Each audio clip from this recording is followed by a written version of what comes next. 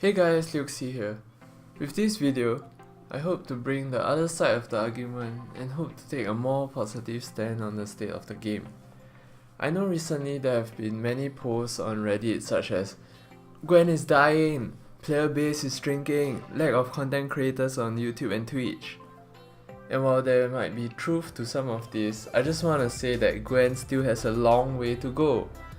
I don't want to complain or add further negativity in the community, but instead bring a different perspective, and hopefully there will be like-minded people who agree with me and don't give up on the game. Maybe take a break or even come back when there are other content updates, but definitely Gwent is not dead. Firstly, I feel that we have to take Homecoming as a new game. I know, Gwent went through a 2-year beta, but Homecoming has changed so much from old Gwent. Usually games wouldn't change that much from beta, but Homecoming took out many of the old mechanics, added artifacts, removed one row, basically reworked all the cards. And this will definitely upset some players who prefer vintage Gwent and then they leave the game. But if you view Homecoming as a separate game from old Gwent, you will know that there will be more balanced patches to come, and CDPR has already reworked the provisions for artifacts, and as well as they have an upcoming December update. So we just need to give this game time to develop and balance out and allow it to be improved. And secondly, I think the game is too free to play. Hang on, let me explain. A long time ago, I was once a Hearthstone player and maybe played the game for 2 years. Being a student, I was always a free-to-play player and I would grind Hearthstone Arena for the free packs. But what happened was, over a long time, I was unable to stay on par with the power creep as Blizzard would release more and more expansions, and I would not be able to keep up with the new cards as the card pool just kept getting bigger. So fast forward to today, when I found old Gwent about a few months before the beta ended. I found that it had the same system as Hearthstone and that I could play a ton of Arena, get good at Arena, and basically get packs for free. I can't tell you guys how happy I was to find a card game and spend so many hours on it. Okay, the point of bringing this up is that I realized that the same model that made money for Blizzard might not work for CDPR, as there is no power creep in Gwent, and if you are patient, you don't even have to play that many Arena games before you can make the constructed decks that you want. Between the quests and daily rewards, you will soon be able to obtain most of the cards that you need. Furthermore, the disenchanting and refund of all scraps when the game moved to Homecoming basically made it such that you got rid of all the shitty cards for free, and now you can use the scraps to craft whatever cards that are deemed necessary for the OP or meta decks now. So there is no need for anyone to buy card packs or basically spend any further money on the game. Wow, sounds amazing for players, right? All hail CDPR for their awesome game ethics.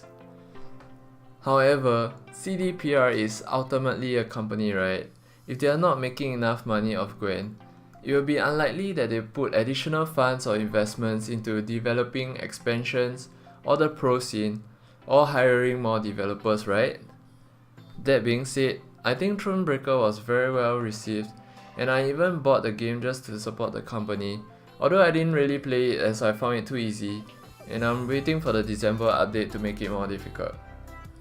So all in all, I think that it would be a good direction for Gwent if they can focus more efforts in creating more cards and hopefully more different mechanics that will encourage people to spend more money on the game, such as maybe creating story modes to get certain gold cards, and these story modes you have to spend maybe just a minimum sum on it.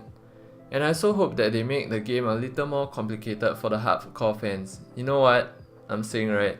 Easy to learn but difficult to master, that sort of thing. But hey, who am I to say, right? Complaining when I don't have to spend a dime on a game? Crazy. Okay, lastly, I also want to talk about the elephant in the room. Yeah, artifact. I know that people are concerned that many big streamers and content creators have moved to Artifact from Gwent. I just want to say that it's pretty normal that it happens when a new game is out and everyone is trying to try it out. But that doesn't necessarily mean that it will kill Gwent, right? From what I'm seeing in Artifact, it's not friendly to free-to-play players, in which there's no free arena, meaning that there's no way to farm cards. You have to buy packs, and this can go up to hundreds of dollars. Yeah, it's not like other free-to-play games such as Dota or League of Legends, where the paid element is just in the form of skins, and you can basically play the game for free.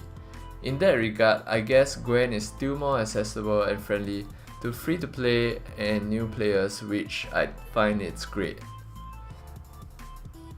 I think we all need to find things that we enjoy about Gwent and find ways to have more fun with it.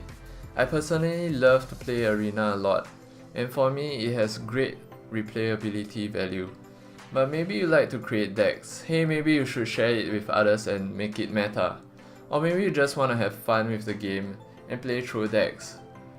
I also feel that we probably have not fully explored the width of competitive decks that can be made until more time has passed, and I hope that the community continues to share decks and discuss ideas as fluidly as before in old Gwent.